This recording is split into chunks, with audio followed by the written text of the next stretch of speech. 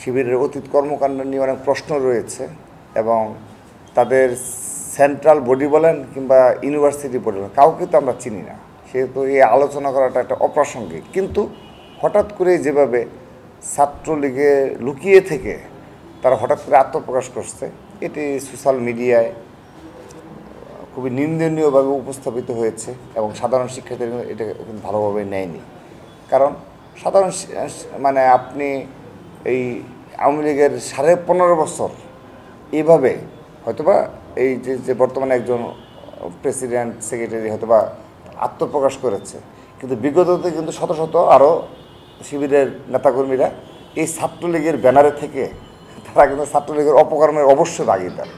তো এই ভাগিদারের অংশীদার তারা হয়েছে, তো সেজন্য অবশ্যই তারা ধিকৃত হয়েছে এবং আগামীতেও সাধারণ শিক্ষার্থীদের নিকট এই শিবিরের এই ধরনের কর্মকাণ্ডের কারণে অবশ্যই তাদেরকে ধিকৃত হতে হবে। আরও এটি আপনি লক্ষ্য করে দেখবেন, 1 জুলাই থেকেই ছাত্রদল আনুষ্ঠানিক ঘোষণা দিয়ে আমরা এই আন্দোলনে অংশগ্রহণ করেছি।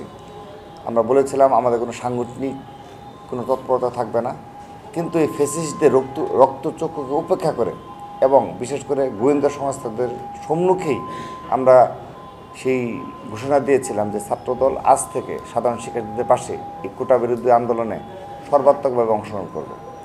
কিন্তু অপরপক্ষে লক্ষ্য করে দেখুন, এরকম সমন্বয়ক হিসাবে থাকুক অল্প কিছু, হয়তো তারা অল্প কিছুভাবে আন্দোলনে ছিল,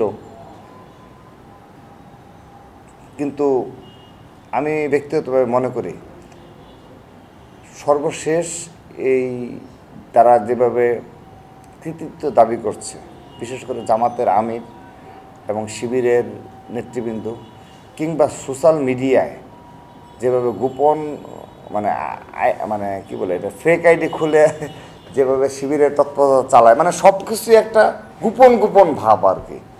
তো যেভাবে আপনি তৎপরতা চালিয়ে এই বৈষম্যবিরোধী ছাত্র আন্দোলনের কৃতিত্বটা তারা দাবি করে যে এই আন্দোলনে তাদের অন্যতম অংশীদার, এটি খুবই নিন্দনীয়।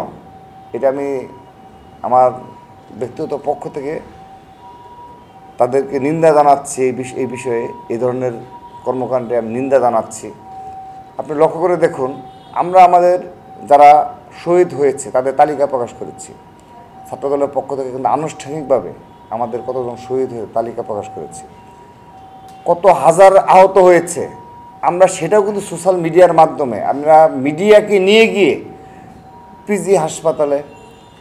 পঙ্গু হাসপাতালে, ঢাকা মেডিকেল কলেজে, পিজি হাসপাতালে, আমরা পঙ্গু হাসপাতালে এই পর্যন্ত 4 টাইমস 4 বার শুধু ছাত্রদলের পক্ষ থেকে আমরা আর্থিক সহযোগিতা প্রদান করেছি এবং প্রতিবারই কিন্তু মিডিয়া ছিল আমাদের সাথে।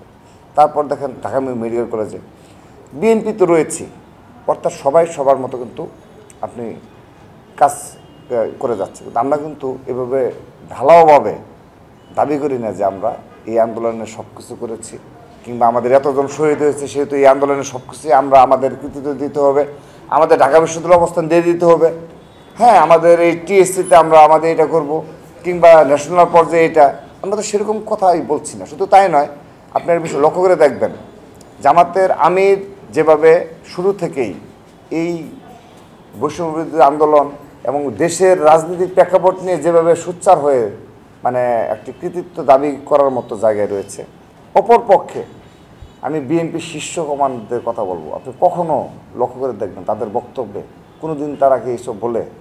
এটা হলো পার্থক্য, বেসিক পার্থক্য। একইভাবে ছাত্রদল আমরাও সেরকম, আমরাও বলে বেড়াই না যে আমরা কোন স্পটে এটা করছি, আমাদের এত শত শত নেতাকর্মী, হাজার হাজার নেতাকর্মী এটা করছে।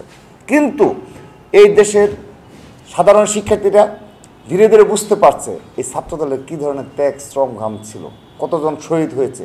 তারা এখন কৃতজ্ঞ চিত্তে তাদেরকে শ্রদ্ধা ভরে তাদেরকে স্মরণ করছে এবং সংগঠনের প্রতি এক ধরনের যে শ্রদ্ধা ভালোবাসা ধীরে ধীরে আমাদের প্রতি সেটা আরও প্রকাশ পাচ্ছে।